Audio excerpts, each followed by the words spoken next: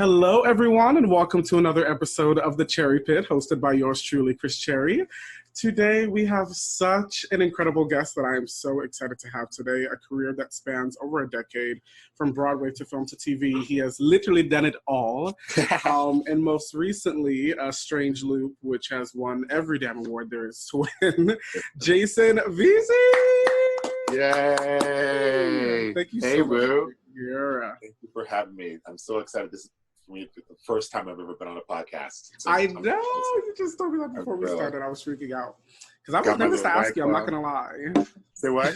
I said I was nervous to ask you. I'm not going to lie. Why would you be nervous to ask me? I don't know. Because I know that, like, especially people like yourself, like, you're very busy and you have a lot going on. So I feel bad, like, I don't want to ever, like, burden anyone. I get that. It's so weird because, like, well, first of all, nobody's busy right now. But I mean, they're busy trying to stay busy. I on the other hand, like, what are y'all doing? Y'all are doing the most.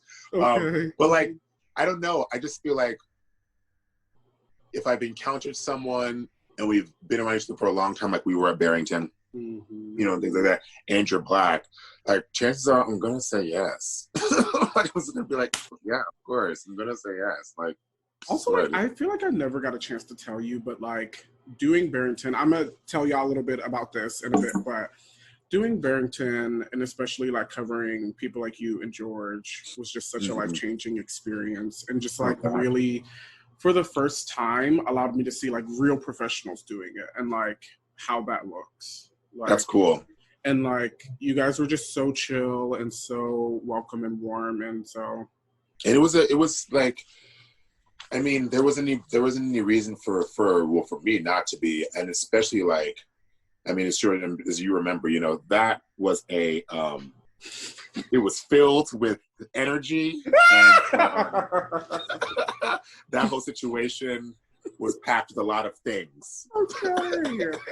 I was like, we are getting, like, if this ain't a crash course. Yes. I mean, y'all hit the jackpot with that. But I loved it. It was just so organic, because that is how it is. Like, sometimes there's going to be creative differences. Yeah, absolutely. Sometimes, you know, like, there's going to be, you know, even personalities, but like the magic that you guys created on stage. Oh, so to explain this further, y'all, this was when Jason was a part of the original production of Broadway Bounty Hunter, written by Joe Iconis. And I was doing an apprenticeship program where basically, I think it was like 10 of us, maybe 10 of us. Yeah, it was a pretty small group. Something like that. So there's usually like 3 or 4 main stage productions going on at Barrington Stage. This is in Pittsfield, Massachusetts, by the way, if anyone's wondering. But basically, we auditioned to be understudies in one of those productions. So the production that I got to understudy was for Broadway Bounty Hunter, and I understudied Jason and George Salazar, which was mind-blowing. But yeah. Yeah, that was the show to understudy, though. I mean, like, regardless of any any drama that happened in Suit, because there was that score is a sing and a half. It's a fierce sing. It's so much fun. And you guys were a family. Like that's what I loved the most about it. Like, it was such a community by the end of it. Yeah. Everyone was super, even though there were a lot of things that were happening, it never really felt like you were in this, it didn't feel as stressful, because I think we were just a fun group. We were just kind of like, yeah, I'll do what y'all are doing over here behind that table. We just gonna be over here. Okay. When y'all figure out what you want to do, just let us know what the block is. Okay. With Joe Wagner. I know. I love him so much. He was actually, I don't know if you knew, he was my first ever vocal coach. You know what? I remember you telling me that, for sure. Yeah. And that's the other thing, is it's so funny about that, because, you know, even with the cast recording and stuff, I always feel like they need to put respect on Joel's name, because the way, 100%. Beside the music that was on the page, the vocal arrangements and what he did with the voicings on the spot. On the spot. What y'all are hearing on that cast recording is Joel Wagner. Dead ass, though. Literally dead ass. Like, but yeah, it's stuff like that. And sorry to shift it to like a little bit more of like a, not darker subject, but like kind of more reality of what we're going through right now. How are you getting through this craziness that we are going through right now? What have you been up to? In terms of pandemic, in terms of like the COVID stuff? Mm-hmm. You know, it's I'm pretty blessed. I was, when everything went down, I was not in the city. I've been away from New York City since the end of February. Oh, I was in St. Louis, working on a new show at St. Louis Rep. And the day before we were supposed to start tech is when they were like, yeah, y'all know, we're not going to be going through with this. But I will say shout out to Hannah Sharif, the artistic director at St. Louis Rep, because the first thing that they told us is that they were paying us for the whole contract. Yes. Great. That's and incredible. Then on top of that, they offered to let us stay in the housing until the end of the contract, which was a great option, right? But I then said, well, you know what? I'm not going to stay here. I'm going to use this time to go and visit my folks. So the plan was for me to come to Colorado, where I'm at right now, for like a week and a half, and then hightail it back on into the city. And then after 4 days, it's kind of like, yeah, nah. Mm-hmm. So I've been in Colorado Springs since March 16th. Mm-hmm. So I'm backing out with my folks, which is, you know, it's a real house, it's backyard, you know, cable. Yeah. You need that right now.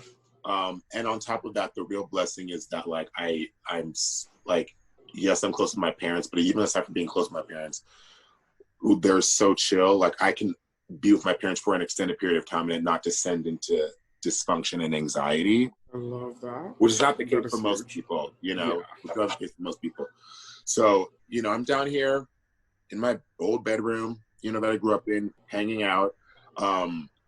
It doesn't. I've only had one really bad day. Really bad day. But aside from that, I think the reality of the situation that I'm in and how fantastic it is kind of keeps my mind from going to any sort of bad place. It's almost like my mindset. It's like my mindset, like I'm telling myself, listen, I know it sucks, but don't you go there because people are having crazier situations than you. Exactly. So I'm in the best environment for me. I definitely am kind of like, oh, when am I going to be back home in New York? When am I going to be back in my city? When am I going to be around, you know, my guy, you know, because I miss him, you know, and even then I miss him very much, but I'm kind of like, Jason,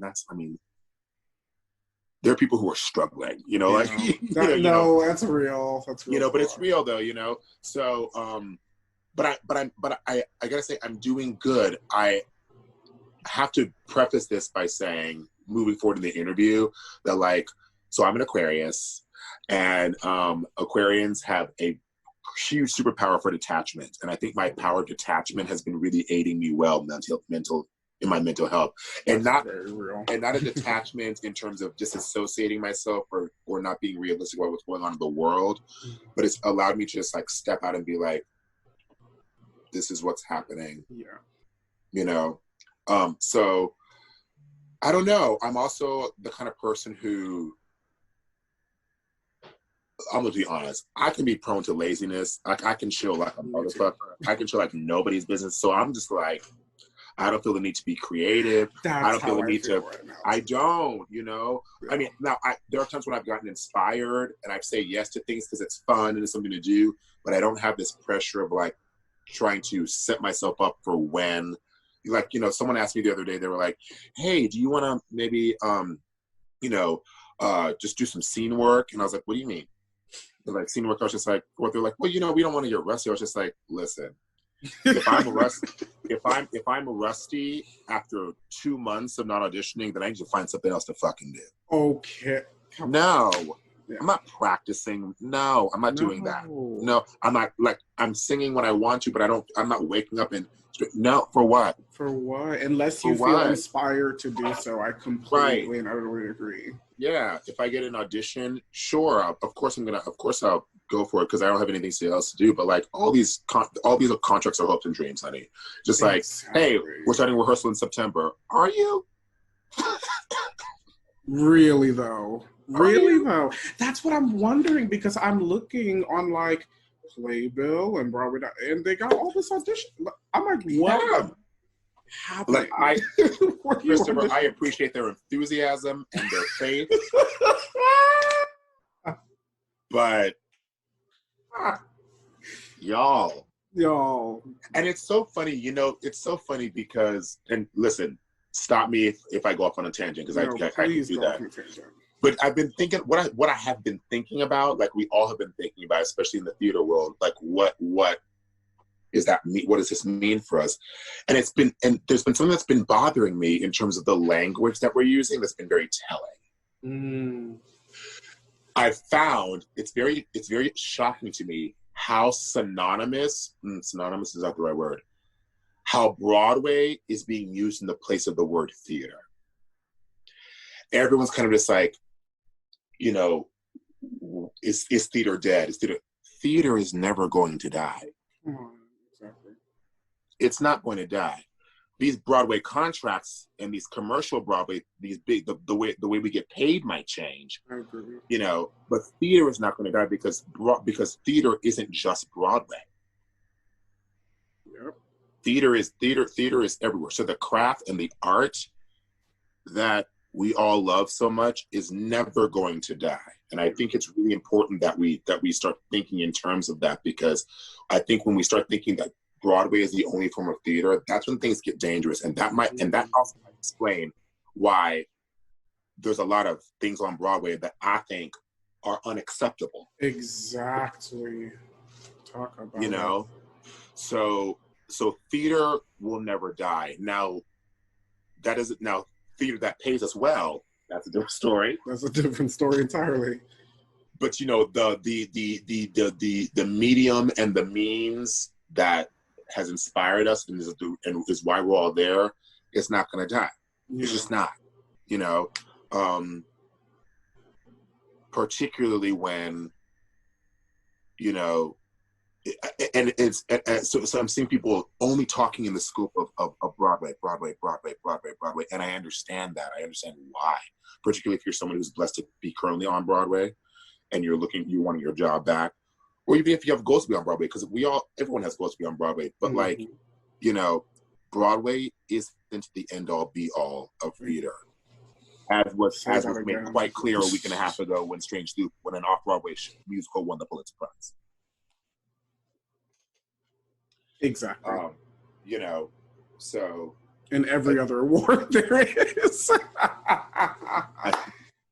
Maybe if you could give it a Tony, they would have. I mean, it's so much. 100%. It's insane. It's like I've actually written 2 things. I've been asked to do some freelance things about Strange Loop, and it's just,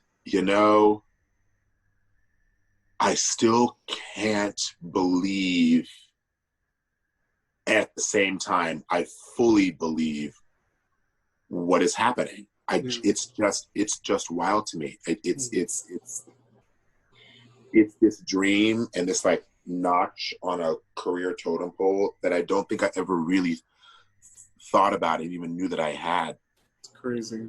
It is. And you were so brilliant.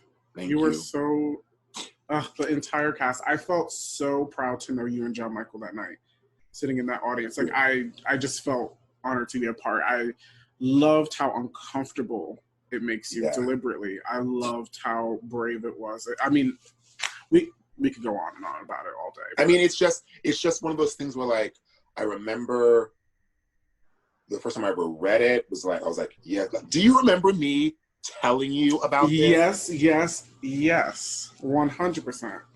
Which is why when I saw it, it was even that much more of a face crack, because you had been telling me. I said, and the thing is, I've actually been reminded by a lot of people. They're like, you've been talking about this for a while. I was like, I have been.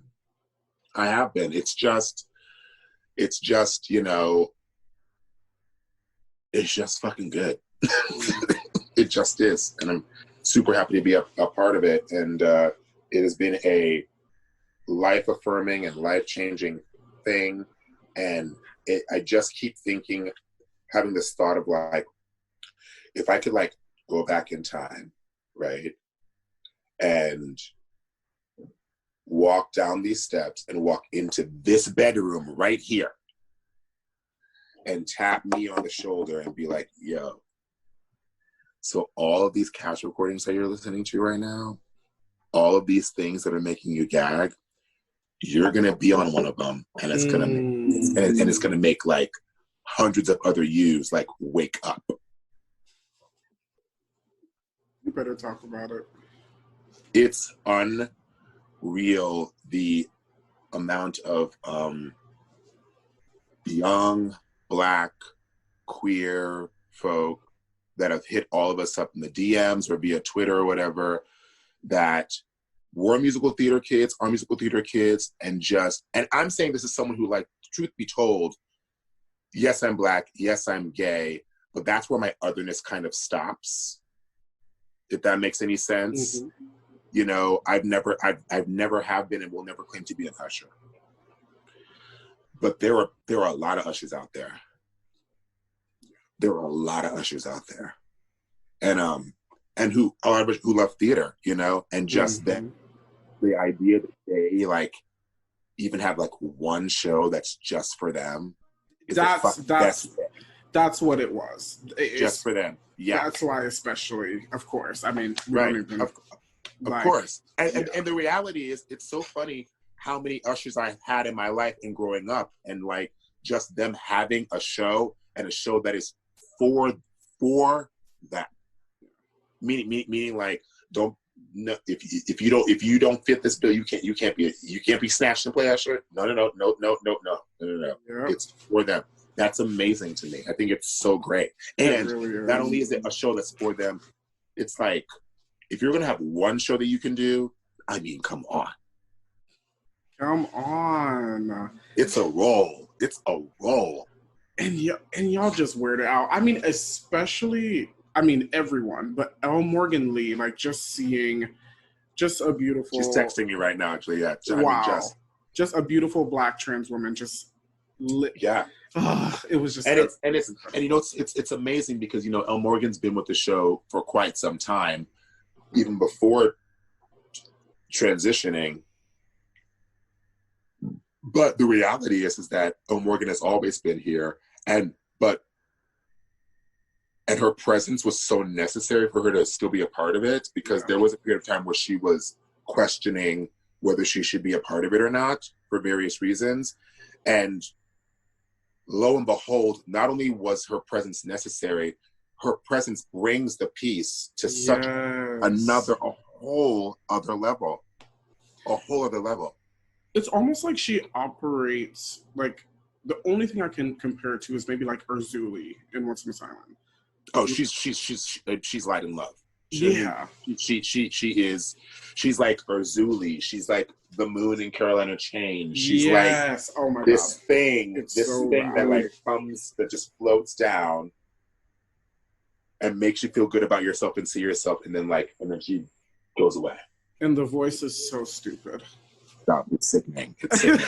Did you see the nerve? Did you see that clip that she posted yesterday where she's just singing I'm a girl who can't say no? After we're done with this, go and watch the disrespect that she put on.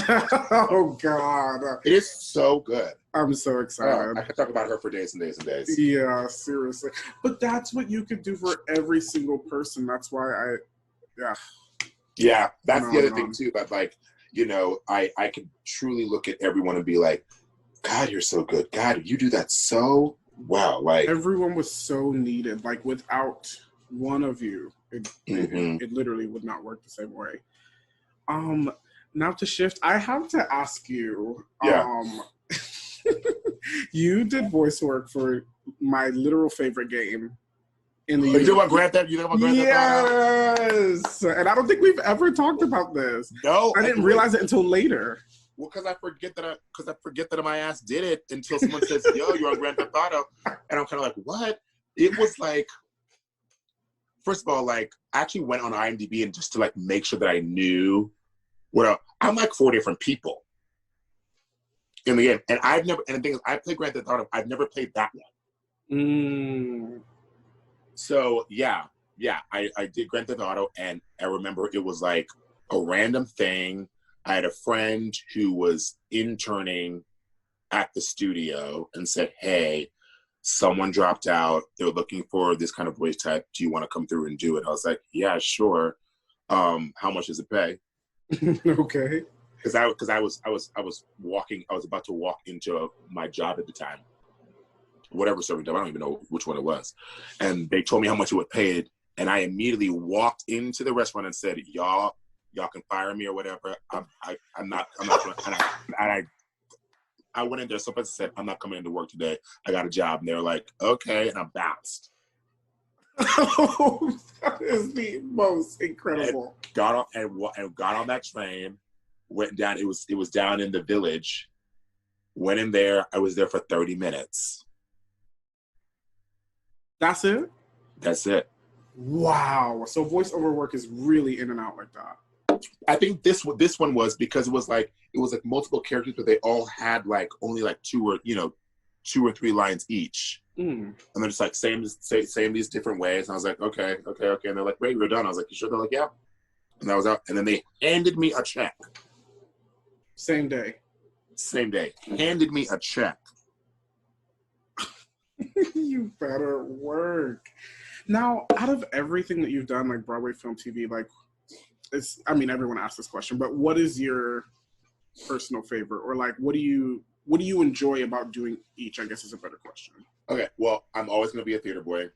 Always. Like, so much so that, like, my goal, I would love to, like, have a great career where I'm making enough money in TV and film so I can go and do whatever kind of theater I want. You know what I'm saying? I want to be able to have coins so I can be like, let me go and do this bomb ass show for damn near no coins. I love that. You know what I'm saying? Yeah. But I'm always going to be a theater guy. Always, always, always. It's something that I will always, I could be the one in Hollywood, like the one, like living my best life everywhere, up in everyone's faces. And I could be like, damn, I want to do a play so bad though. Yeah. You know, but I only have my experience with film is very minimal. And TV has been like a thing that's been popping for me in the last year, which has been great. I definitely enjoy TV over movie and over film because I'm a time-oriented person and I'm so used to theater that the waiting on film just Christopher Cherry wears me out. What do you do? Because I've never done film or so TV. The thing I like about TV is that the schedule for what they have to do is tighter, so the waiting is minimal, right? And so it feels a little bit more like theater in the sense of like, yeah, even if I'm waiting for like a few hours, eventually we're gonna have to get to this because they got to finish this shit in a week, right? So in my experience thus far, when you're waiting, I'm on my phone, I'm watching TV, I'm kicking it. If it's I haven't done anything on camera that is so that is deep, or I have to be in an emotional place, or I have to stay in a moment. And because of the way that schedule works, that's something that I'm very interested to see how I handle that in the future and what that means as an actor, technique wise. What do you do when you have to stay in a place, in a moment for a period of time while you're waiting? How do you handle that? But for me, it's just a little bit, I take naps. Okay. Go get something to eat. Yeah. Like, whatever, you know? And it also depends on like what kind of set or what you're filming. You know, if it's a little bit more bare bones, it can be torture, you know, but it's easier when you're in the studio and they just say, go to your dressing room or your trailer and hang out till we get there. Great. Yeah. And how was it like making that transition? I mean, I guess there was never like a defined transition where it was like, I'm not doing one or the other. Right. I you know, I think honestly, if I would have been more if I would have made the decision to say I want to actually pursue TV and film, I probably would have been doing more earlier. But I was kind of like, it'll happen. I wasn't that pressed about it. Yeah. Honestly, but it's funny. I think I always knew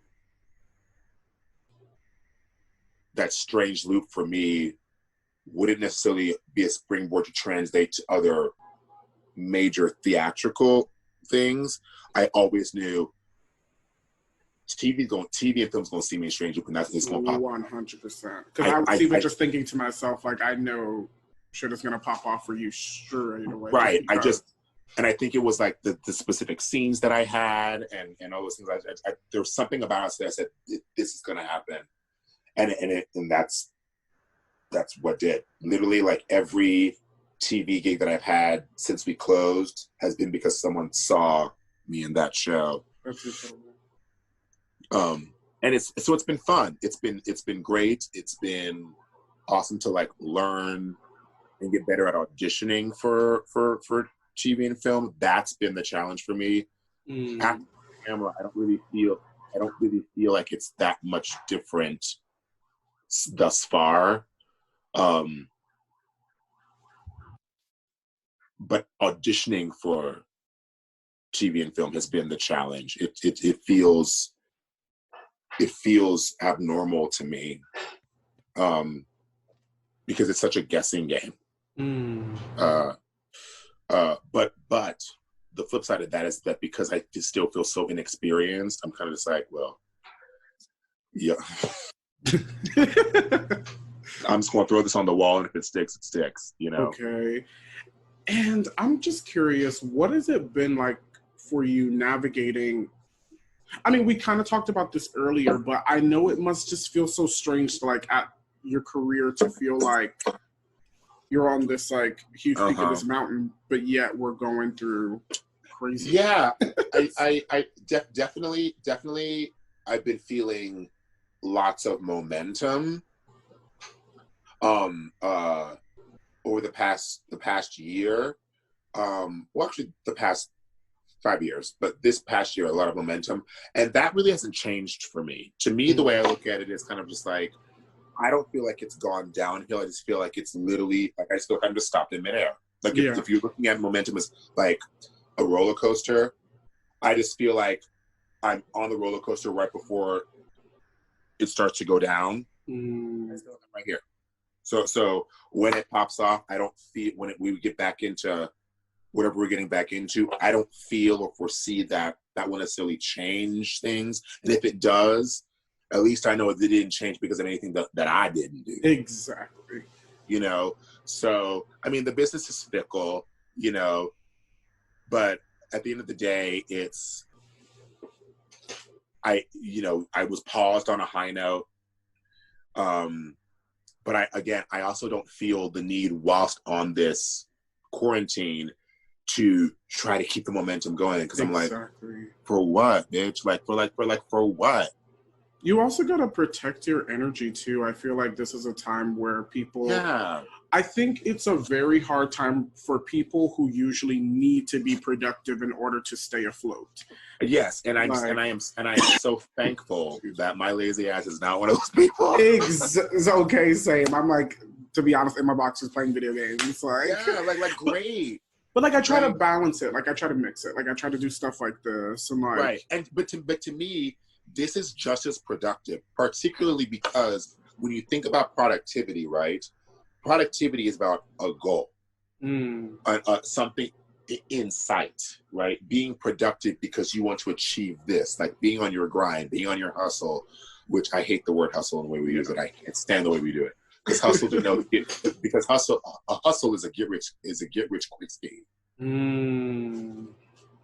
right? So in regular circumstances, we're productive as a means to achieve something, whereas now it's kind of just like, this is productive, but the goal is the peace and our head and our heart being aligned with each other. Like, if I'm going to put myself on tape, that's great. But for me, when I put myself on tape, I'm not saying, oh, let me put myself on tape in the hopes to get the job. It's like, let me put myself on tape because it's something to do, and it's a structured way of me forcing myself to at least perform for the day or do something for the day. Exactly. There are worse chores for me to do than put myself on tape. I hate putting myself on tape, but what else am I going to do? I track it off as an activity. Exactly. Because, honey, once I do one self-tape, I'm good for the rest of the week. Productivity done, 100%. I feel like I killed this week because I did something. Dead ass. Okay.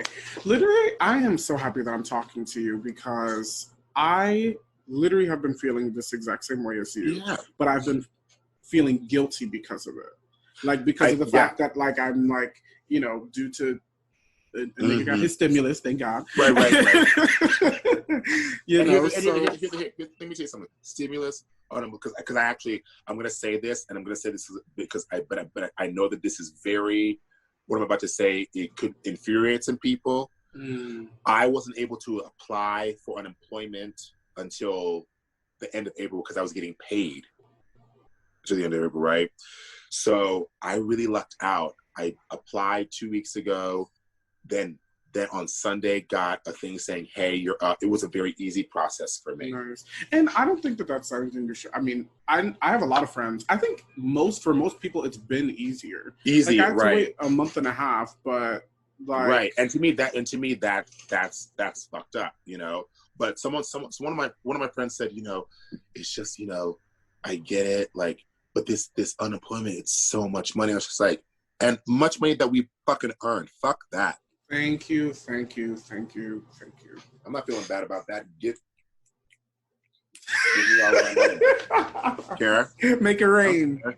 Make it rain. You know. So I do think I do understand not wanting to the guilt of not feeling. Oh God, feeling. Yeah. Okay, we're good. That guilt, I don't understand. But it also just speaks to how much we're trained to, you know what it is? I don't even think it's the pressure to be productive. I feel like it's the pressure to show people that you're productive. Yeah, I completely agree with that. You know? I think that's what it is. It's like, is it socially unacceptable right now for me to be completely happy and living my life in my boxers, playing my video games all day? Video games, yeah. And the thing is, hell yeah, it is. As a matter of fact, it's what everyone should be doing. People need to sit their asses down somewhere. Yeah. It's chill. Like we literally have, unless you're an essential worker or if you have, you know, a family to take care of, barring that. If you're someone who doesn't have a family to take care of and all you're doing is looking out for you, you've literally gotten a free pass until further notice to do whatever you want. To do whatever you want. So I don't understand why people are like not taking advantage of that, or they just don't know how to take advantage of that. Yeah. I mean, I get it for people who are in, you know, maybe in a domestic violence situation. Oh, yeah. Yeah. Like that. Or like maybe kids who have abusive parents. But unless you're in one of those two categories, stay your ass home. Stay your ass home. And I think that also too, like, I'm a pretty self-reflective person in general. So there's a part of this that feels natural to me in like sitting with myself, even if I'm out in the world or with people, I'm always kind of like a little bit inward in my head. Me too. I don't consider myself, I'm not an introvert by any means, but I'm always checking in. It makes so much sense that you're an Aquarius, I just have to say. Yes, I am. Aquarius sun, Libra moon, Libra rising. And I'm a Libra. So what? And I'm a Libra. Yeah. That makes so much sense. Yeah. So I get along with Aquarius's and Leo's best. You get along with Do you get along with Gemini's well though? Yeah, I'm okay with Gemini's. Yeah. I'm Aries where it's like Aries is a very complicated match for me. It's a power match, but it's that's what it is, because it's like we start out as friends and like we can be friends, but like the fights are big fights. So I grew up in a very astrologically minded house. So the thing about it is with air signs and fire signs, that relationship, it could be Sagittarian, it could be Leo, any of those things like that.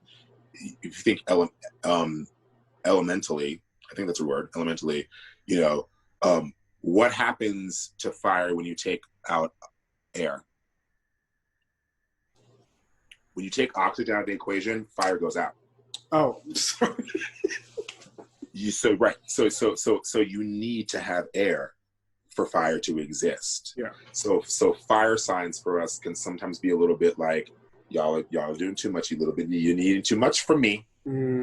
But also, science question, what does fire do to air? Hot air rises. So fire signs can make us, normally if we can be chill, fire signs can get us up there and hot. Like cause the heat. Yes, right. The flames If a fire sign pushes an air sign's buttons, it's over. Yeah, it's catastrophic. It's catastrophic. It's just funny because two of my best friends are Leos, and I have an ex-best friend who's an Aries. Okay, interesting. Yeah, I like my Leos. They're Aquarian. They're polar opposite signs. So with Aquarians and Leos, it's either hell yes or fuck no. No. Exactly. Yeah, you know, so yeah. But no, I mean, all that to say, my quarantine experience has been pretty cool. I feel like I'm a 16-year-old again, and that's it's a very weird thing. And also being in my home, so I'm also kind of like, it's another layer. Getting this weird opportunity to kind of like sit in the space and bridge the gap between young Jason and current just turned 40 Jason, and seeing what the similarities are. Wait, just turned what? 40. I just turned 40 in February. That's rude. Black really don't crack. It don't. They're so pressed. They're so pressed and mad. They're so upset about it. You know what? I had this thought. I don't know when this was, but I said, you know what? this whole black don't crack thing. And I said, if you believe in like God or like a universe or whatever, and let's say things are like ordained, like let's say the person in charge of the universe said, everything is planned out. I know everything is about to go down. And God said,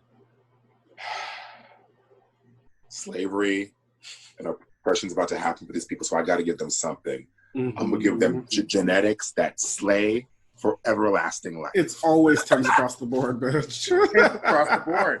It is tens across the board. Oh man. He's like, they're gonna go through all these things, but I have to give them something. I have to have them have the kids gagging. I mean, genetics, but also the fact that, I mean, we dominate damn near every athletic, entertainment. I mean, every area there is. And just like, if you're looking at like the theater world too, just like as a microcosm, I'm finding the way that my Black friends and people of color, but I'm only gonna speak on Black people, how we're dealing with shutdowns, our industry being shut down. For a lot of Black people and POC, it's really the way that the theater industry is right now is really not that much different from their experience when things were up and running. Literally no different. I mean, you know what I'm saying? Like, so it's kind of just like I understand the spiral, but like, welcome. Also, like, as someone who is not like, I mean, more of an usher, I would say, like, I'm definitely thicker and Black and gay. Like, the roles obviously just are not aplenty always. So, like, that, for that reason, even more so, it does not feel any absolutely. Like, and that's the gag. The gag is that, like, it's even I can recognize how similar this feels to normal pre-COVID life, industry-wise. even I can recognize that. I mean, the reality is that like I've always, you know, yeah, I've been blessed to be on Broadway, which is once more than a lot of people I know, you know. But I've never really identified with being a part of that. Definitely part of the community for sure, but like not part of the clubhouse, if that makes sense. 100%. And that is not saying that people who are in that clubhouse are weird or shady or like no. But the reality is that like I'm not one of those regular faces that has been seen across the Broadway stages over the years. So I've gotten used to being a part of a certain sector of the theatrical community. Yeah. And to me, the more exciting part, just for me personally. No, yeah, for sure. I completely agree. And the reality is that the majority of folks who are artists in the city are full-time artists, but they're also not necessarily seen by the upper echelon circles of commercial theater. And, you know, until you break through that circle, you're pretty much living in a COVID existence in the way that you maneuver through the industry. Yeah. And then on top of that, if you're a person of color, and then on top of that, if you are if you're not necessarily a commercial, what they call a commercial look, of course. Exactly, yeah. You know, but I firmly believe that on the other end of this will be the misfits will end up coming out. I agree. On the other end of it. For example, like let's just take a smaller show like Strange Loop or whatever. Pulitzer aside. Rent is expensive for a Broadway theater. And I feel like there's going to be a lot of shows that normally wouldn't get a chance because these landlords are going to be like, we don't care what the show is, just get a show up in here so we can pay this rent. And next thing you know, there's going to be a platform. I think that like this situation is going to really force people to really start looking at other people and other kinds of artists that normally wouldn't get shine because why not? Exactly. And people are going to be hungrier than ever. That's for sure. Yeah, for sure. And here's the thing. Here's the thing. If someone's going to risk it all to go to a Broadway show post-COVID, this shit better be fire. Yeah. If people are going to fly to the epicenter exactly. of this pandemic, oh my God, put their ass in it. Because here's the thing. This is the gag. We're not having this discussion enough. Everyone's talking about when's Broadway going to be back? When's Broadway going to be back? When's Broadway going to be back? That's great. Christopher Trey, let me tell you something. Y'all can give me all the contracts I want. Do I feel comfortable walking into this building? Thank you so much. But like, yo, what's up with this theater? Yeah. You're so right. And I really feel like regional theater is going to really come to the forefront.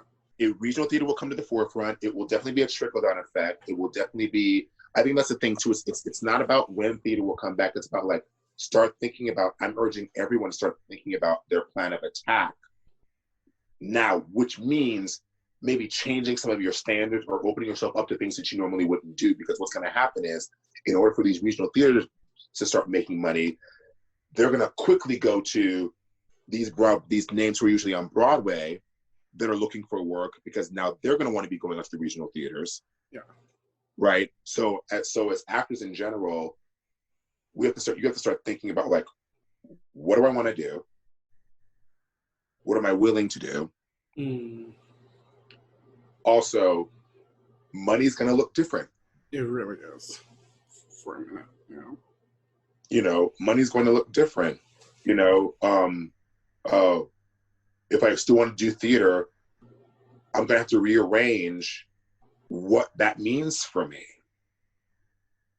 If you're someone who has a limited scope of theater in terms of, I shouldn't say limited, who has been very focused on one-track mind theater, yes, on just Broadway, maybe you're going to have to rethink some things. Yeah. You know, are you down to do off Broadway? You down to go do something in Brooklyn? You down to go to Two River Theater Company in Jersey? You down to go to St. Louis Rep? Like, are you down or are you down? Exactly. You know? And so I think there's going to be an adjustment period, and some people are not going to be with us any longer because they're not going to want to adjust. Yeah. And the luxury that a lot of people have, myself included, present company included, is that because Broadway is not a regular part of your everyday existence, it's super easy to deal with it not being part of your everyday existence. Exactly. I completely agree with that. You know what I'm saying? Yeah. I mean, let's be real. Half the time I don't have the money to afford going to a Broadway show. Okay, so I usually have to wait for the bootleg to come out on YouTube. I mean, yeah. That's what. Why not? I mean, that's the. It sucks because in the conversations about like streaming and all those things like that, it's not like, listen, what else do you want people to do? I mean, that's the gag too about Strange Loop and the cast recording. Cast recordings are the thing that cast the net. Mm-hmm. You see, cast recordings are things that if they came to us and said, hey, we're not going to do a Broadway run, but we want to like tape it and show it on Netflix, every one of us would have been like, first of all, cha-ching, yes, money, one and done, do it. But I would rather 500 ushers watch this show as much as they possibly want for free than get on a plane, spend damn near rent to see it once. I'd rather them be able to watch it as much as they possibly can for as little money as they possibly can. Not, are they in the theater watching it? No, I don't care though. They're watching it. They're watching it. It's for them. And a lot of times I feel like that magic it 100% transfers. I mean, the first time I ever saw Sun in the Park with George, the live recording, I mean, look, none of us saw Into the Woods, the original company. We never saw it live in the original company, but we're still gagging. You know, because here's the thing. Yes, there was something to be said about seeing something in a theater. And I'm not saying that I'm someone who's just all for streaming everything. That's not what I'm saying. But theater, as we know, saves and changes lives. So, like, what's the big deal about making sure or ensuring or giving so-and-so in Colorado Springs, Colorado, or Chicago, or wherever, the opportunity to see something that they can't literally afford to do? Yeah. Like, what's the big deal about that? I don't understand that. Tape this damn show and send it to the children. I really do think that that's the way it's at least gonna have to start. It's gonna be a while before it's like an actual, like, in the traditional sense, like with a live audience. Unless, like, what do you think about this? A lot of people think that they're gonna like tape out seats, like. So okay, like, I think that, like, even if they did that, first off, if you think about what 6 feet is, that's at least 3 to 4 seats between each person. But even then, if you do that, that's still not making enough money to sustain the shows. You're cutting like 75%. Right. Unless it's a show like Lion King or Phantom or Wicked that only has to sell 5% to stay open anyway because they've been around for so long and they already make, like, I think Lion King only has to sell at 3%. Don't quote me, but it's between 3 and 5%, I think, to stay open. It makes sense. Right? So if you're a show like that, sure, but even then there's still costs coming up. I don't know. And that's for the audience. But here's the thing that, like, I'm not seeing enough conversations about the concern about the people who are on the stage. That's so true. Yeah. On the stage. Because to me, I love theater more than anything. But listen, my Black Jamaican ass is kind of like, I don't feel safe. I don't care how many people want Broadway to open up. We're talking about old ass theaters that are not sanitized at all. Yeah. I don't feel safe. All this moisture, all this heat, like. You know, and then when everybody on stage gets to sweating, that's true. Spitting. Because you know us theater actors is spitting. Spitting, you know. And what about shows that like involve like stage kisses? Oh, that's true. Or, like, Oh, yeah. What do you do? I don't know. Spring Awakening will never be able to be done again. It's all, you know, things that have to be worked out. And I think that, like, you know, obviously in New York, it feels even more dire because we are the center of we're a symbol of theater. Yeah. But theater won't die. It will survive.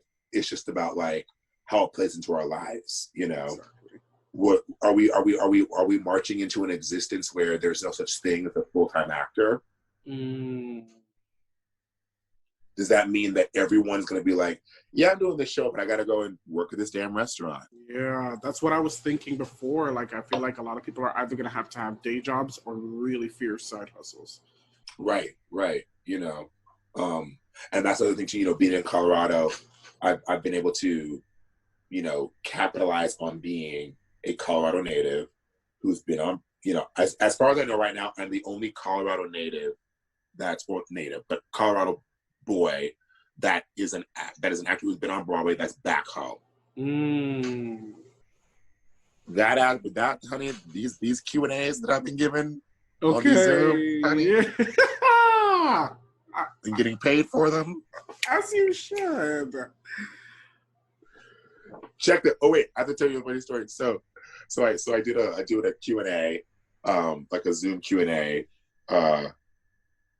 and I've been doing these things, what I've been calling like not life coaching, but like instead of like doing a master class where like, you know, I'm teaching technique, people have been paying me, like kids, students, whatever, where I give for an hour, they can ask me whatever they want about living, whatever, anything.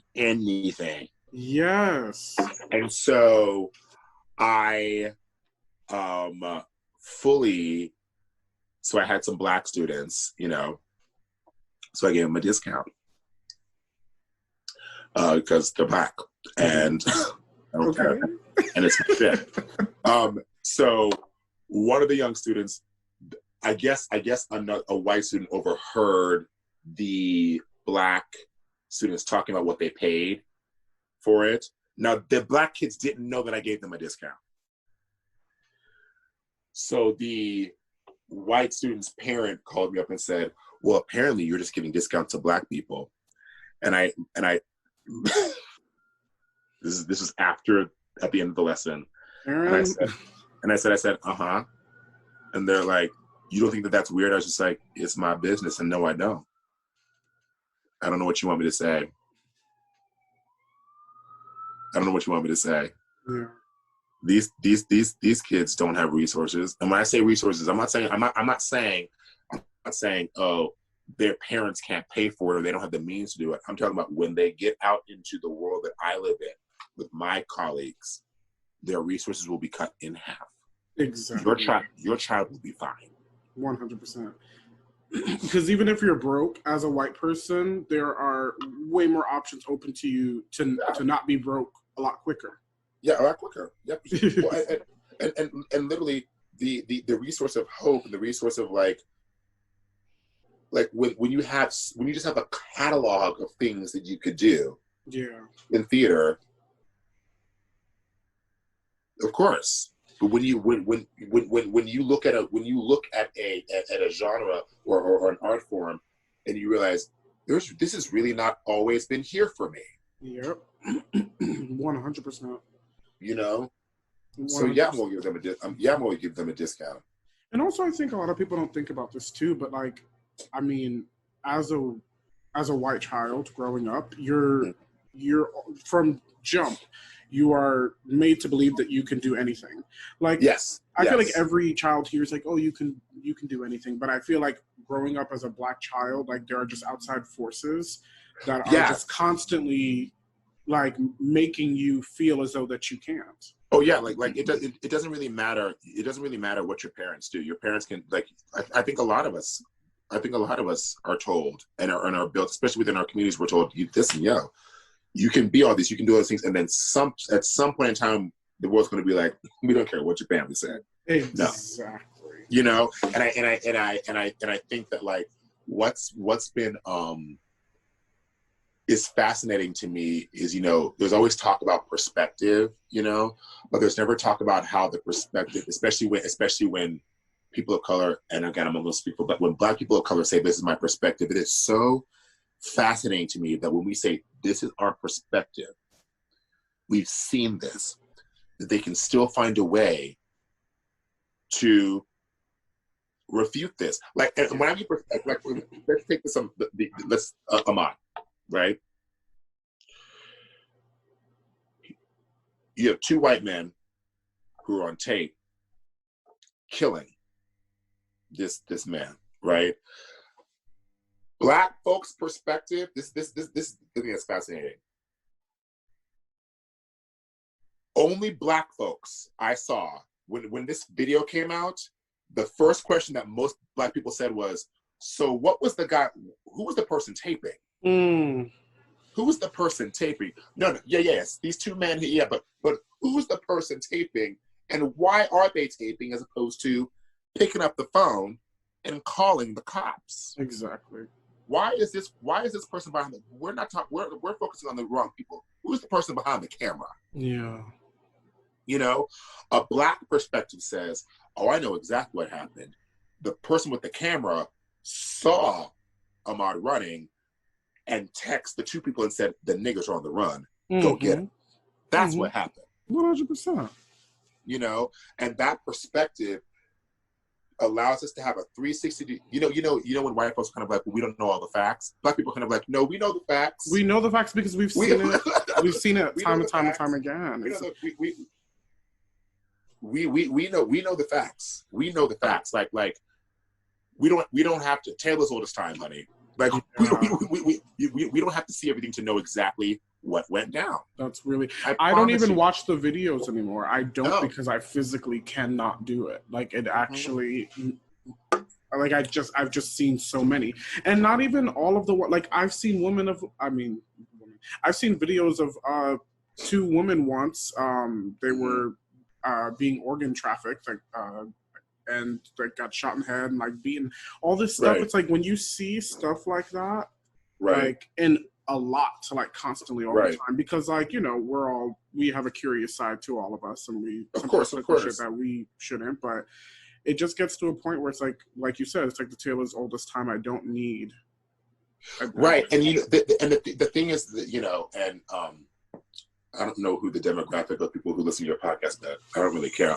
The one thing that I feel like when we're talking about issues of race or whatever is the this lack of understanding of POCs, but Black, of your and I's ability to already know how the story is going to end upon meeting someone. Like because here's the thing, we know more about white people than they will ever know about us. 100%. We've been trained to know about. So for example, I don't like to make assumptions, but I tell you what, whenever I've met someone who is a racist, I've known when they walk through the door.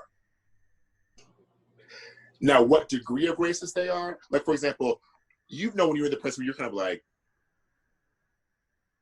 you say the word nigger when no one's around. You say the word nigger when no one's around. or you gonna tell me that you have a Black friend. You think you're real down. You know, like we've like the archetypes and the characters, we've all met before. Exactly. We've all met before. You know, I can sense how to deal with a certain type of whiteness before the whiteness even starts. And that's not made up. That's a reality. It's actual life experience. Yeah. I told a guy one time. I said, you don't realize. I was like, you know that I've literally encountered 35 of you specifically in my lifetime. 35 of you. You've only met maybe one of me. And when I mean one of me, I'm just talking about like skin tone. Exactly. You never met one. You know what I'm saying? Like it's just the lack of understanding on how Black people just be known. Be known, like, and that's the thing too. But I feel like the first step of it, that, I mean, you know, obviously I love my allies. Yeah, of course. So they're not in this conversation, but I feel like a lot of people don't want to accept the first part, which is first accepting that you have privilege. Like, right. Like if you are white, like you just have privilege, like that just is the case. But there are still a lot of white people that I come across where it's like, the notion of that is offensive to them, and they like. And I think that because everyone will find that there's some sort of privilege they have over somebody else with no doing. I have male privilege. I have thin person privilege. I've got light skin privilege. It's, you know, but the connecting of me having those privileges, I don't connect that to me being an awful person. Exactly. It just is what it is. It just is what it is. I think for a lot of white people, they think, oh, I'm privileged, you think I'm bad. Well, no, not necessarily. No. I do not think that you're bad. Now, how you handle the statement you have privilege will then affect my view of you, depending on how you take the note. That's what it is. But if you don't take the note, then like that's such a good analogy for it. Yeah, that's such a good. If you can't take the note, then what else am I supposed to think? Exactly. You know, so I think that like I see the logic in why it's hard to hear. You know, it's like someone said to me, they're like, well, I don't like being told that I'm a bad person. Well, fucking nobody does. No one does. No one does. But there comes parts where you have to hear the hard truth in order to grow as a person. As a person, and I'm finding that there are liberal people who consider themselves liberal, and a lot of artists, a lot of white people in our community are having a really hard time reckoning with being white and what that actually means. And when I say being white, I'm not talking about, it's deeper than that. Just like being Black is deep and ancestral and loaded and comes with so many amazing things and a lot of things that are fucked up. Yeah. On the other end of that is being white. And I'm not saying that it's not about being white is bad, but like being white comes with when I say a history, history of things, it's so embedded that you can't even fathom that it would be even real. You know, it's very easy to focus on whiteness in terms of like the scope of like the civil rights movement or like the 50s and 60s. No, baby. We're talking about going all the way back. Like all the way back. You have been set up to succeed. Yeah. When I mean succeed, I'm not talking about just like financially or white. When you're white, you've been set up to succeed and able to you've been set up for better mental health. Yep. You've been set up for confidence and better self-esteem. You've been set up educationally. You've been set up to be willfully ignorant. The things that you don't have to think about. Here's the thing. When you're white, there are so many things that you would never even think of, that you could think about. There were so many things that you don't have to think about. Like in Dr. Seuss, all the things you can think. Yeah. You don't even know that some of those things even exist. Period. You know? So being white comes with so many things that if you really sat down with that and realized that, your whole scope would open up.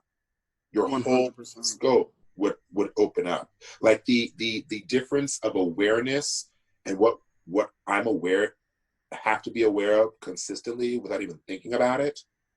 Because the thing is, I think that people think that being Black, white people think that being Black always feels down.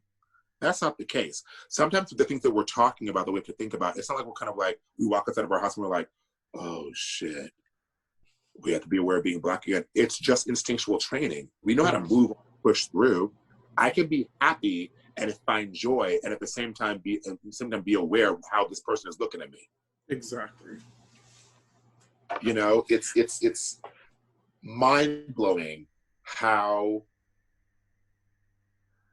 different it is. It but really also is. How apparently different it is. Yeah. But I think that's one thing that's probably the most frustrating is when white people try to act like it's not different and are like genuinely confused when you're breaking it down to them, like specifically like explaining them the history of it, like explaining your experience and your plight as a Black person, an Asian person, Latino person, whatever the case may be. Like, I think that's one of the most frustrating things. And I think, because I have a lot of white friends that, because you know, you hear a lot of Black people say like, I'm done explaining it to you. Sure. So you have a lot of white people in response being like, well, if you're not going to explain it to me, then what do I do? What do you want? What do you want me to do? But I think one of the biggest things that I have, and a lot of people of color have gotten frustrated with white people, is the lack of like being able to listen and just like absorb, like listen to people of color's problems, like listen to like what their plight and what they're going through and absorb it maybe. I think that like I think that there's, how I view that is like, well, my own set of rules is if I'm not, if we don't have an established relationship where you where it has been shown to me that you're here for me and you're here for not just me but people who look like me, because it's very easy for people to be like, oh my God, I love Black people. No, you don't. You love Jason Veasey because you don't give a damn about people who look like me. I always know the receipts about that, right? If you love Jason Veasey, that means you need to care about Black strangers. Right. So if you're one of those people who happens to be white, I like that Amanda Seal says there are white people, then there are people who have to be white. I will always engage with you, you know, and even then I don't reserve the right. But if I don't know you and you have an expectation that I'm supposed to educate you, you're about to learn real quick. I'm because at this point in time, there's so much information about that you can Google. You know, the expectation that I'm supposed to teach you is unacceptable. Yeah. It's unacceptable. That's exactly what it is. Period. And here's the thing. And if you expect me to teach you and educate you, and then on top of that you don't want to listen, you've got me fucked up. All the way. All the way. Like, no. You can't require that I enlighten you and then not be able to sit down for 5 seconds and then like take in the enlightenment.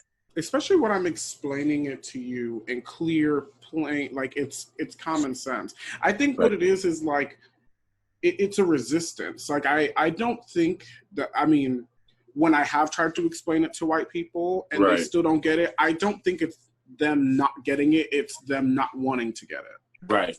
And it's even like if I'm gonna like equate it to like maneuvering through theater, this, you know, there's a conversation that's like been really on my mind a lot, and it's this reckoning that that we have as POCs in terms of being cast in the lexicon of shows that were never intended for us. Obviously there's some, it's like with the Sondheim, people kind of like, you know, there weren't a lot of people of color in the Sondheim birthday concert. Yes, and that totally sucks. And I think that it should be brought to its attention. But at the same time, how long are we gonna act for bones? I, just like everyone else, of course, have dream roles that I would love to play. But I'm also not, I'm going to be goddamned if I'm going to spiral because someone doesn't let me play the baker. I'm not going to do it. Yeah. It's too much. Yeah. It's too much. Yes, of course we want to be a part of those things. Yes, of course. But why are we getting so upset at consistency. Why are we getting so upset at consistency? Why we continue, right? And the reason why I'm getting so passionate about it is because I'm seeing a lot. Now, granted, of course, Strange Loop had a ton of support, like no other.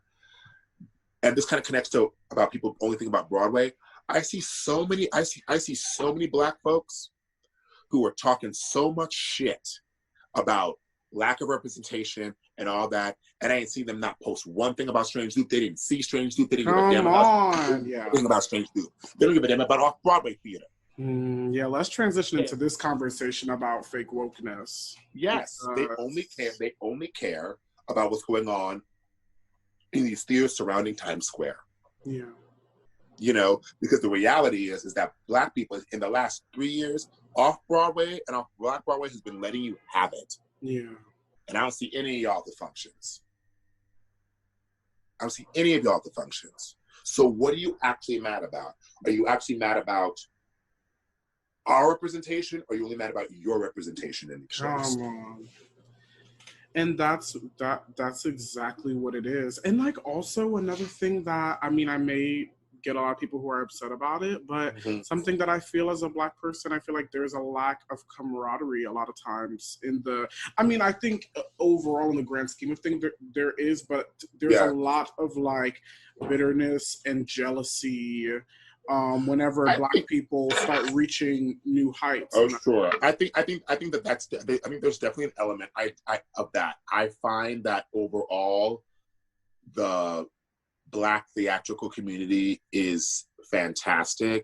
Obviously, there is a separation between, you know, people who are on Broadway because, I mean, there's only a certain amount of people on Broadway, and so you get to know those people because you're in similar schedules and similar circles. I just find that in terms of the exploration of the rest of the Black theatrical community, the Broadway community can be their scope can be a little small. Definitely. You know, I find that it doesn't take much to keep your finger on the pulse of Black theater in New York City. So I'm always shocked at how little the Broadway Black community is aware of or actually fully invests and supports in Black theater that is not happening on Broadway. Yeah. And of course there are people who support it, but I think that the Broadway Black community could do better. I really, really do. I think that's I really do. And I think part of that could be bridging the gap in terms of, you know, because the Broadway community is so small, the Broadway community in general is so small, I would love to see more functions, more things where it's just the Black theater community as opposed to just the Black Broadway community. I completely agree. Because it's so rich across the board. Yeah. And, you know, there's so many amazing things happening in New York City alone theatrically that just we all deserve to know about it. Yeah. Whether we can actually see it or not because we're booked and blessed, I don't care. I don't care if you're booked and blessed. You should know who Alicia Harris is. You should know who Liliana Blaine Cruz is. You should know who Michael R. Jackson is. You should already know Johnny Elizabeth. You should know who Raja. Like, what are you talking about? Oh my gosh! Like, you should know who these people are, and you should know who who these actors are. Yeah, definitely. You know, to watch, to have people come up to me who are my age or who have been in New York as long as I have, or who to say, I've never known about James Jackson. What? God. What? There's a whole sector of the community that has always been like, what do you mean you've never heard of James Jackson? Like, what are you talking about? Mm-hmm. You know, that's so weird to me. You know, it's for people to be surprised or shocked at El Morgan's skill set is crazy to me. Well, 'cause, I mean, first of all, the trans visibility. Yeah. I mean, there is just none. It was like her and Peppermint, and that was about it.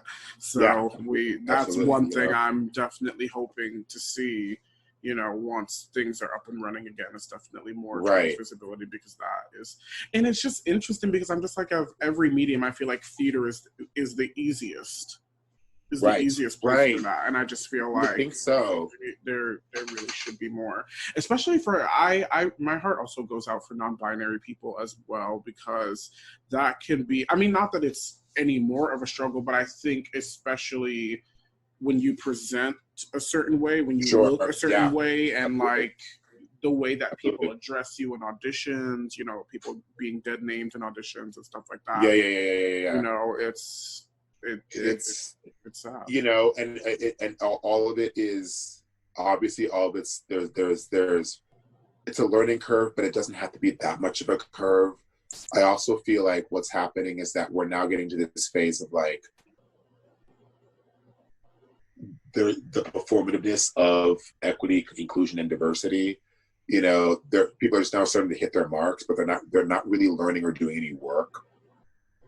You know, we're starting to see the tokenism of gender and non-binary happening. You know, them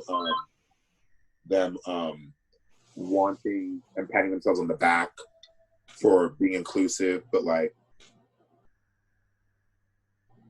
here's the thing. Yes, trans will be great, but like they in the ensemble, great, good for y'all.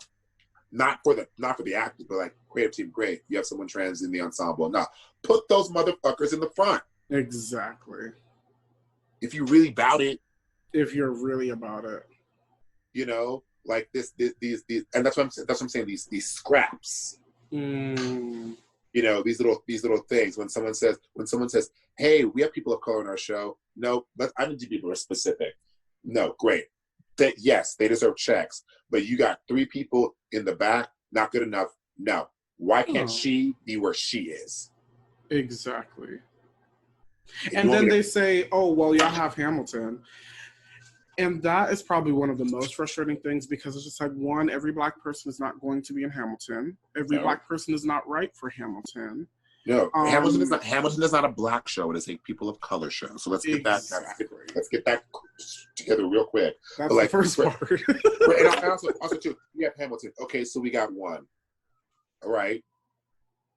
Color purple, but it's like so you want me to be happy with the fact that we have one show? No, next. That's not good enough. Next.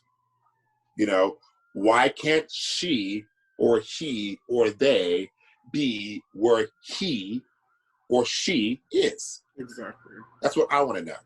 You know, you want us to give you a scratch and sniff sticker for doing the bare minimum. The bare minimum. And you want to say that you're leading the charge and trying to change the narrative. No, you're not. Yeah. No, you're not. And I think that, like, that's the thing. I think we've done them a disservice. We've been calling for inclusivity, equity, diversity, and that's great. No, we want to be on zero in that spotlight, front and center, just like that. Just like that's what I'm talking about. I'm not talking about no ensemble track. If that's your goal, great. But no. You're not getting a pat on the back because you invited one person to the clubhouse. Yeah, I need more misfits in the front. Yeah, more misfits in the front. That's why I just feel like whenever I'm always so happy when I see one of us win.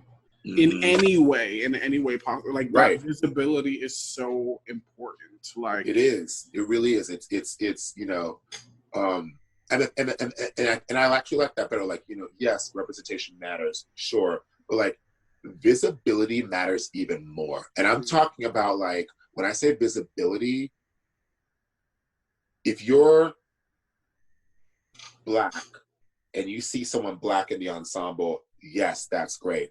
But people make the assumption that representation is only good for the people that you're representing. No, it's actually meant for y'all. It's meant for the white. No, y'all need to see someone Black up front. Y'all need to see someone Asian up front. y'all need to come to stories that don't involve you at all. This is for you. So you can learn. Right, because we have others, we already know how, we've already been trained to take in stories that have nothing to do with us and still find something. That's when people were kind of like, oh, well, you know, it's not my story. Okay, girl, but the seagull wasn't mine either, but I know what the seagull's about. Most of the stories aren't ours, but most of them aren't ours. But I think that's why white people get so mad like secretly mad about shows like Hamilton, like Strange Loop, because they see how successful they become, and then they say, oh, the amount of white actors that I have heard say, oh, there's no roles for me anymore. Like the amount. Yeah. It's... Yeah, that's something that just wears me out. I'm kind of like, listen, feelings aren't fact, y'all. You might feel like there is no growth for you, but if I open up a book and give you the history of Broadway musicals, this book begs to differ. Yeah. This book begs to differ. You might feel like the industry is not here for white people, or, you know, when someone says, oh, I'm a blonde hair, blue eyed girl, no one wants me. That's not really true. It's really not true. They just might not want you as much anymore, but they still want you. You know, there's always gonna still be a place, like, because it's not like, for us, it's still gonna be narrow. Even though, yes, there are these incredible shows, Strange Loop and Hamilton, that of course we would love to be a part of. Yeah, sure. But at the same time, that doesn't mean that that's all we want to do. Right. Whereas you have the option to be in Sunday in the Park, the list, like you just said, the list goes on and on and on. I mean, even in terms of auditioning, the reality is, one of the best pieces of advice that someone gave me before I came here, they're like, in reference to type, they're like, black is your type. And I was like, okay. And I say this because, like, when you're white, you can define yourself by different things. I'm this type of character, like, this is my type. But when you go to an audition, you could have 10 black people, let's just take black men, who are literally all different types, and they're all for the same role. All different types of people. Age. I've literally been. We all in a room where what? So everyone's here for Judas and Jesus. Everyone's here for Judas and Jesus Christ Superstar. Oh, okay. Yeah. Everyone. Great. But that's what I also feel so terrible about too, with the way that the theater industry treats older black actors as well. Because of that fact too, like, you can literally be. I literally was in final callbacks for something with like a 40-year-old. Oh yeah, it's like a 40-year-old, 30-year-old. I'm like, I have no business being like just. I just feel just because, like, you know, it's so crazy too, because it's like, you know, particularly what's happening now, which has been crazy for me, is that I'm starting to be in the room with people that I feel, well, they are legends, but I also feel like they're like unsung. There's a certain generation of black musical theater artists that were like, you know, from the late 80s into the mid 90s. So that's like the Brenda Braxtons, the Adrian Baileys, the Ken Ards, you know, the Cheryl Freemans, you know, all of these people, from, you know, people that either you do know or you don't know, this generation of black, beyond excellent theater performers, that when you look at it, like what black people have done historically on Broadway has never been whack. Never been whack. Like, if you just start naming off names, everyone is just, you know, when you think about the fact that, like, Andre DeShields just won his first Tony last year, it's crazy. Yeah, it's pretty frustrating. Like, the original Wiz, like Andre DeShields, like,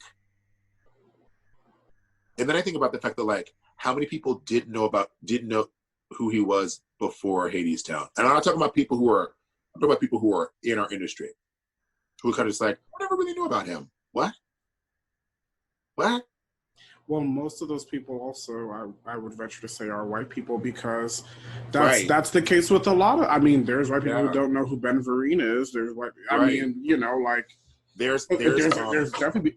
I once had somebody be like, "Who is Lilius White?" I mean, yeah. Which is so funny. So it's like, I talk about this actor all the time, and like anytime I get a chance to say it publicly, and I'll say his name in a second.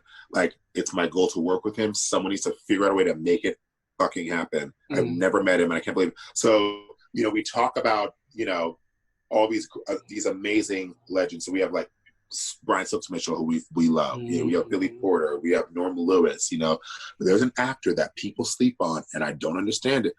Listen, when I say Chuck motherfucking Cooper, dude. I could talk. Chuck.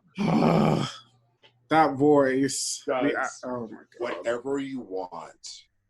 He's an actor. He sings down. I'm so happy you said got that. This perfect, like, he I hope I can say this. Let it rip. The way he brings nigga to roles, it's just like he's like it.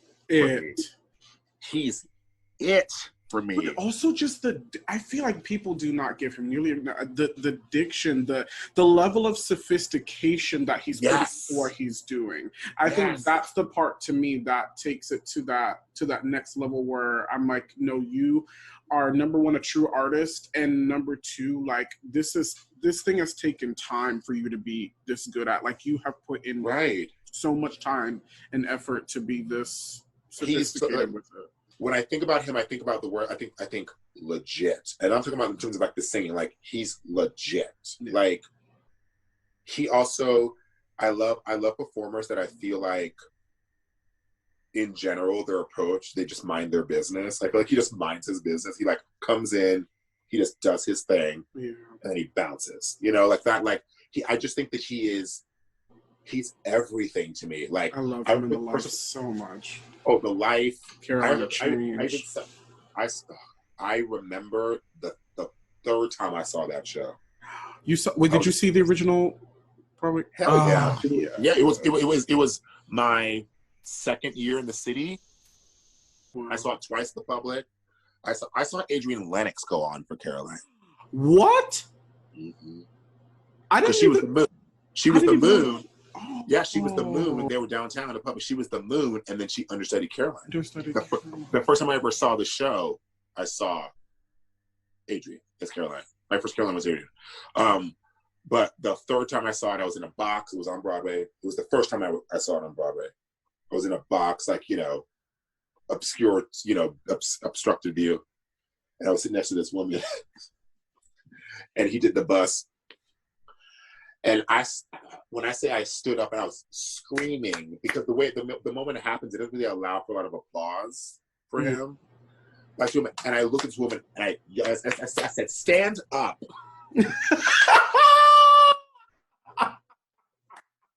Okay. I looked at this woman dead on her and I said, "Stand up." What? Why are people not on his feet? Like, he goes there, man. Oh, he's so good. Like, he is definitely like his career, the roles he plays, the versatility. I want him to play Sweeney Todd so badly. Oh my God, I know. You hear a thing? So it was between him apparently and Brian and Stokes for Coal House. Oh, wow. I mean, that makes sense. That's what I've been told. It would make so much. He would be so unbelievably brilliant. Mm-hmm. Oh, I think he'd be an amazing Sweeney. I saw him as Falstaff once. Is that a play or? Yeah, Falstaff, like Shakespeare's Falstaff in Henry V. I believe it was. Was it Henry V? It was Henry V part. Was it Henry IV? It was one of the Henrys. I forget. He was unreal. He can do anything. He's just so good. He's so good, and I love him so much. I love Tanya Pinkins too. I'm pretty obsessed. Come on. I mean, come on. Give me all the polyps. Give me all the. I mean, there are so many Black artists because it's like we just have to put more respect on their names. We just we're not going to say anything bad about them. We have to put so much respect on their names. Like they're just flawless.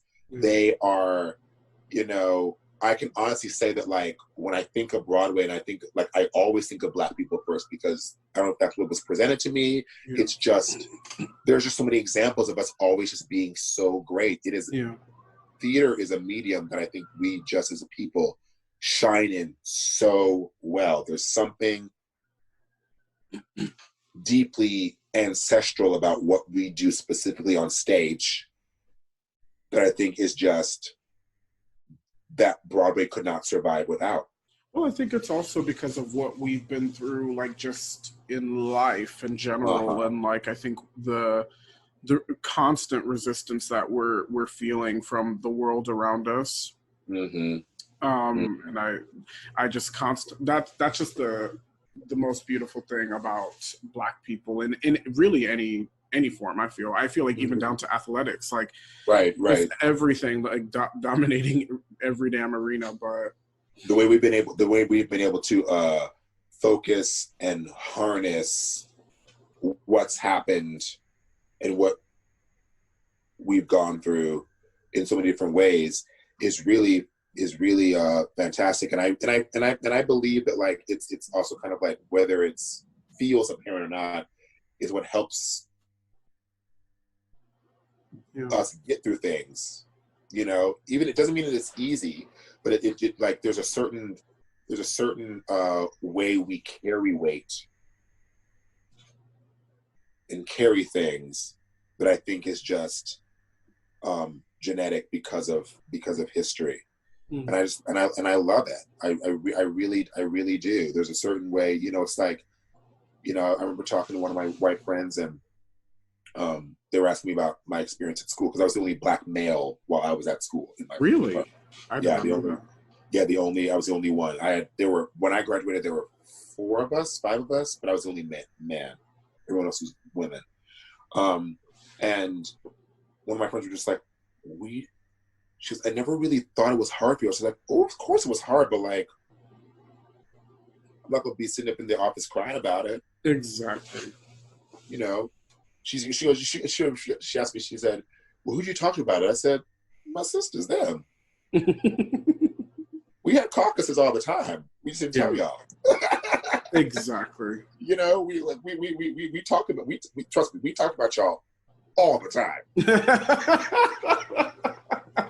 Okay. Sometimes with nonverbal communication. That's just across the room. You see that? That was my favorite thing about Bounty Hunter. Oh yeah. Oh, that happened.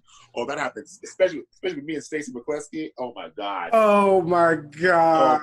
Janessa. She would just. Oh, I loved her so much. Oh, she's the best. Oh my gosh, she just sent me there's a profile called Karen's Gone Wild. Have you seen this on Instagram? No. Oh my God. Check it out. It's brilliant. I definitely need to. Yeah. Well, Jason, this has been Christopher so incredible. I cannot thank you enough for doing this with me. Of course. And I've learned so much. It was my pleasure. It's my pleasure. Talk more in the future, because I really we will. A lot. And yes, of course. And I hope you've been studying up on your Usher material so you can stay ready and be ready. Okay. I would just see, that's the thing though, is like, and a couple of people have mentioned that before, but it's so intimidating to me. Just why is it intimidating? Because I don't know. I just like. First of all, I know Michael R. Jackson doesn't play any games. That's just the essence that he gives me. Yeah, he sure don't play any games. But he's also super. But he's like fun doesn't play any games. Like, sing what's on the page and you'll be good. Exactly. But I think that, like, at this point in time, just see how it fits on you. you know, just try it on. You know what I'm saying? Because you don't really know at this point in time. I would suggest at least start learning, like, what are the parts of it that don't fit? Like, what are the parts of you that you kind of like you should be like, listen, I know I can turn out in a white girl, but boundaries, she's rough for me.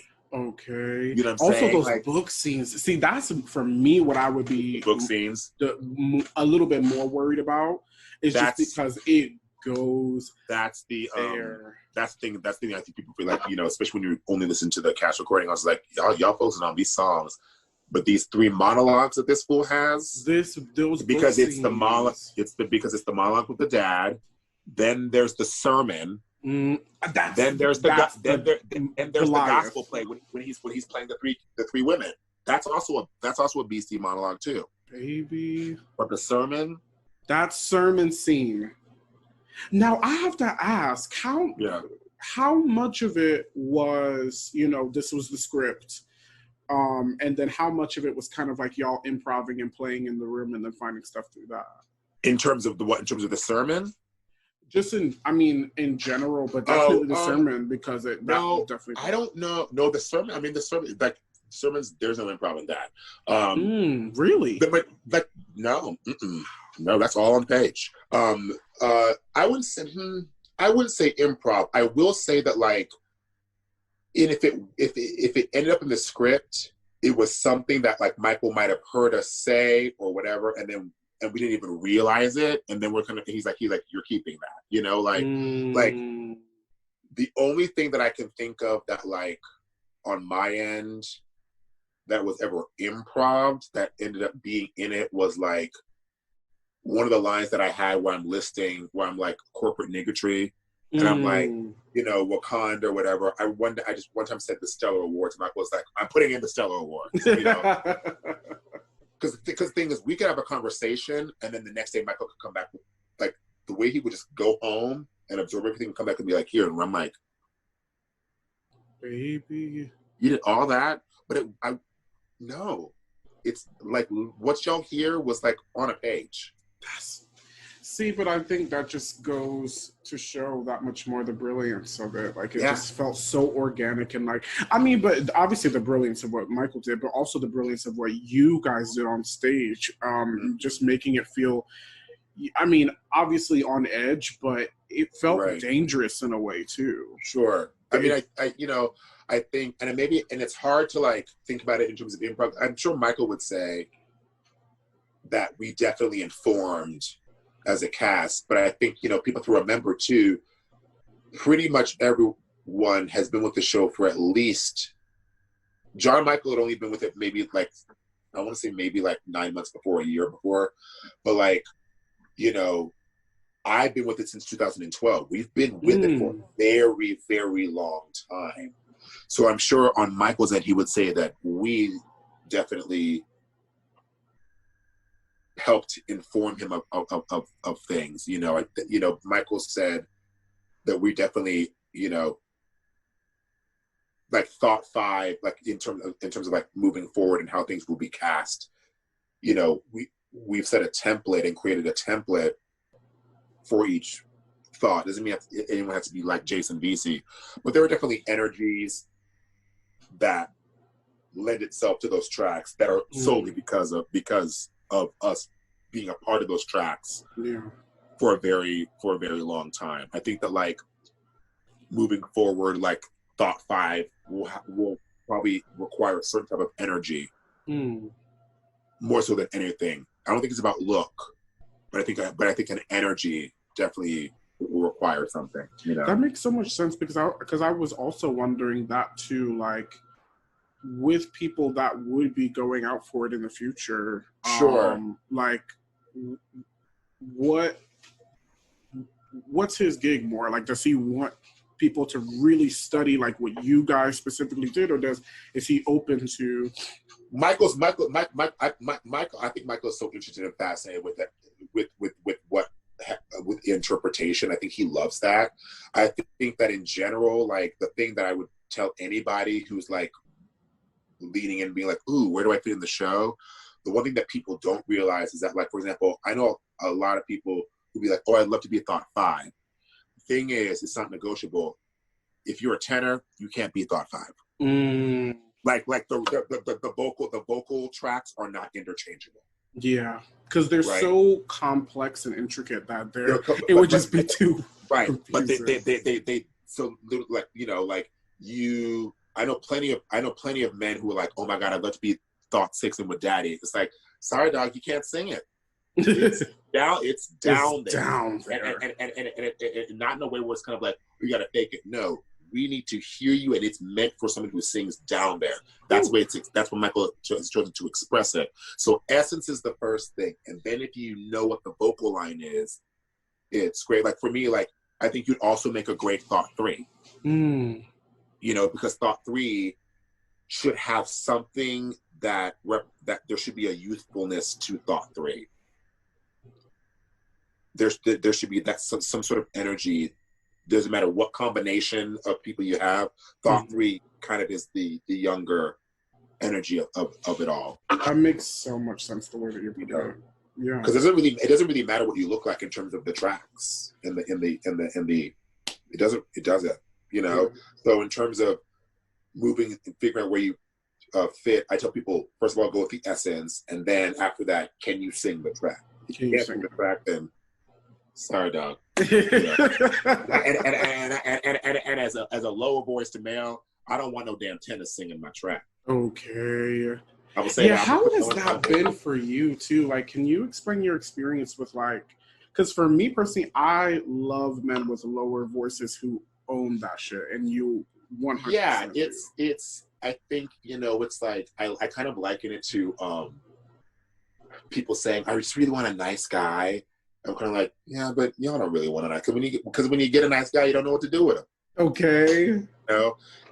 Everyone says they love basses, but in terms of representation and shows, basses would beg to differ. And that's what I'm wondering about. Like, how has that been navigating? It's been, to be honest with you, it's been one of my biggest challenges in terms of headspace, mental space, because part of and my fellow basses in my age bracket, I will say, would agree with you, or in general would agree with you. One of the sole reasons why I'm not a regular face on Broadway is because of that. And also that I'm Black. So then they want us to, because they'll love us. They just love us screaming. It's something I can't get up there, but like my up there is still not up there enough. They love us to be screaming. So someone asked me the other day. They're like, how did you forge, carve this path with all these great theater makers off Broadway? And I said, I didn't. It was necessity. They were the only ones who would hire me. Yeah. Or who actually put their money where their mouth is and wrote for someone like me. Yeah. And believed that it could be exciting. And it so when you're a bass, it's hard, because also too, when you're a bass, there's a certain, people equate that to a certain age, Yeah. You talk to me or Nicholas Ward, Dwayne Cooper, or even if you talk to Alex Gibby, well, his last name is not Gibby, I call him Gibby, who was in Pirates of Penzance and Octet or whatever. And then SpongeBob. And SpongeBob, yeah, he's a bass, but like he's also young. And he's been killing it. But when you're a bass and you're young, you're always going to be going up against motherfuckers who are 50 and 60. Mm-hmm. So it has been hard. It has been hard to maneuver, and I just lucked out in the last 5 years where I kind of just started getting into projects where people kind of like, yeah, we want to utilize you and write for the fullness of your voice. The thing that's frustrating to me about being a bass or bass baritone is that people think that when they have a bass, that all they have to do, that they just want you to just write low notes. No, bitch, I can still sing high. It's just not a B flat. Like, yeah. Like, can I get an F? Like, exactly. they just feel like we don't know what to do. Just put them in the basement. I don't need to be in the basement. Just like, damn, Because it's taxing on the voice to be down there too for the whole. Yes, it is. People don't know that. Like being down there, it's great, and also too, it's like I don't think people realize that every voice type has a top, middle, and low. Every voice type does. You know, like if you had an amazing alto with a thrilling voice, her singing Defying Gravity only going to a D would sound exactly the same as some diva going to 100%. Yep. If it's the right voice type, it's going to sound the exact same. So for me, it's been hard, but because of my experience with working with Joe Iconis on Broadway Bounty Hunter, and here's the thing, Joe saw me in Broadway Bounty Hunter. I got Broadway Bounty Hunter because Joe saw me in a Strange Loop workshop. Wow. So working with Michael and Joe and other amazing writers who have embraced my voice. The good thing about that is that now I have no patience for I damn sure don't feel like this is what you're getting. Exactly. No, I don't think that. If I tell you I'm a bass, I mean it. Because here's the thing too. When you tell people that you're a bass, something really interesting happens. They don't believe you. Yeah. Meaning they're like, oh my God, we love you that you're a bass. So then why did you write this song for it to go to an A? Exactly. Oh, you have that. Nah, I just told you that I was a bass. Yeah. I'm not lying to you. like it happens all the time. They're like, we want your beautiful, rich bass voice. Okay, well, where's that in the score? Because I don't see, all I see is treble and above the staff. So where's the where's me? Okay.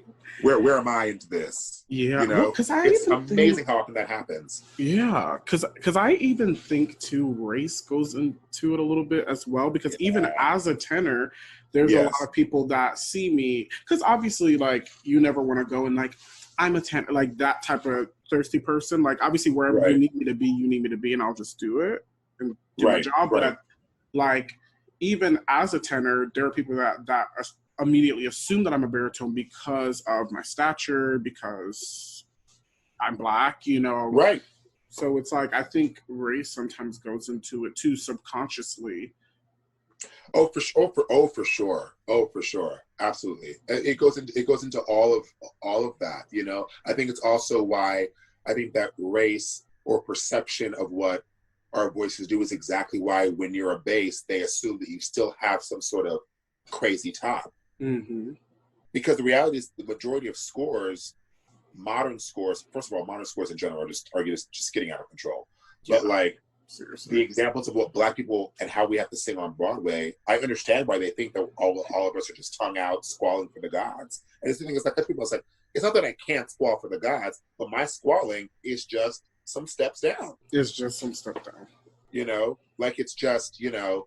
So I think that's always been a little bit of a frustrating thing. I feel like there can be some laziness to how people approach the bass voice in musical theater. Yeah. When writing solos. Definitely. But also part of that is me advocating for myself and saying, no, my voice works this way. And I think that's the thing that I learned, you know, especially when you're working on new musical theater.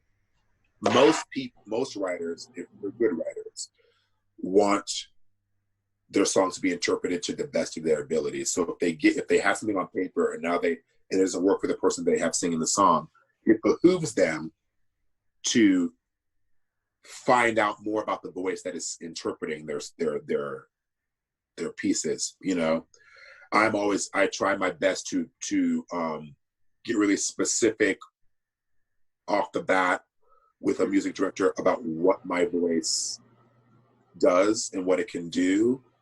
You know, like, I have a fantastic falsetto and I can tell you exactly how to utilize it, but don't get it twisted. If I show you my falsetto, I'm not singing that.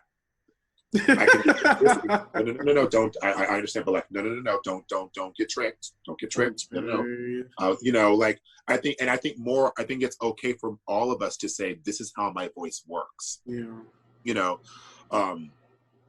in terms of being honest and communicating, as particularly when you feel pressure to do something, say, I can do it this way, or this is how I can produce it. Because all it does is give them more information on how to best utilize your voice for their shit.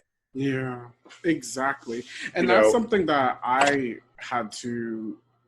that I've definitely struggled with and have had to like kind of coach myself through, because a lot of the times I'm afraid, because like sometimes BFA programs teach you, well, if you speak up for yourself in any type of way, you're being defiant. Well, of course.